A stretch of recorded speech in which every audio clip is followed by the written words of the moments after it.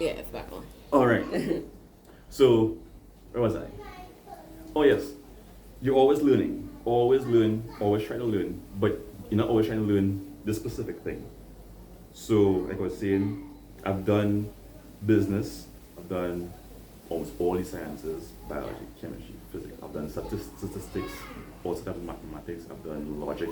I have an interest in the stars, astronomy, astrology. Right now I'm into philosophy and psychology.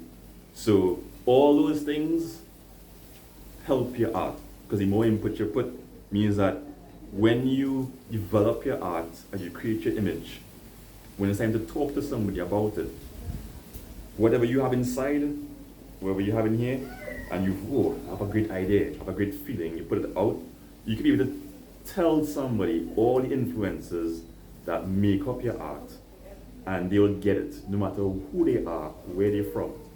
You can explain to them one way what they see, two how they feel, why they feel in that way. You could kind of dictate based on your color combination, your using texture, your line quality. You could help direct somebody to a certain storyline unconsciously, just knowing for a fact that, all right, I have all these influences here. I want to make sure you get it. And then I want to hear, okay, you got it. Tell me what you see.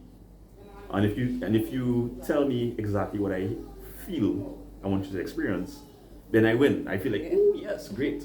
But it's also kind of fun when somebody sees the artwork and can tell you their own perspective as well.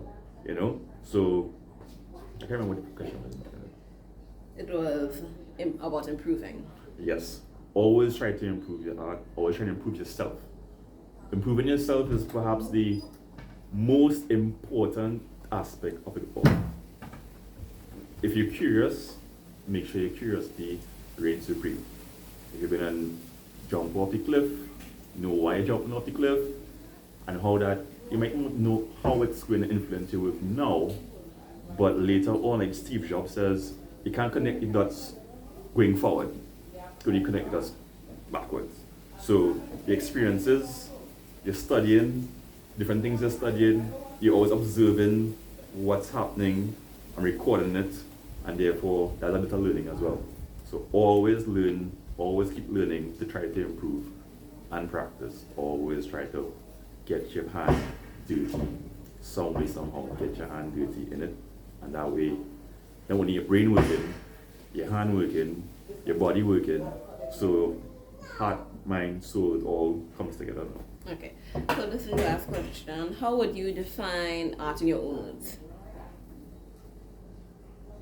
Art is an expression of yourself. We are all creative people, right? If you're with the church and thing, is like, oh, we are all made from the creator, we are all creators, you all have the spark of the creator, all that kind of thing. And whatever you do is art. If you're cooking, is art. If you're fixing car, is art. Because you get lost in it, and all of a sudden you just go on and you can just do it without even trying to think too much. So art is an expression of yourself, and the more you know about yourself is the more you can express your creativity. So art is a strange, I don't like the word art too much. I like creativity, right? I wouldn't call myself an artist. I just like to draw. You know, I feel like a boxer is a man who boxing all the time, right? He in it. Like as a profession. Yes, he's a boxing, he's a boxer. A runner is a man, or a track star is a man who does. A man can run, be a track star. A man who's just busting on the lanes right through. Yeah, people might say, oh, I'm an artist. I'm a natural artist. I've heard that more than twice. I don't feel like I'm an artist. I'm a guy who really, really enjoys drawing, creating pictures, playing with the colors, doing all these things. But yeah, I am an artist at the end of the day. I'm a creative person at the end of the day.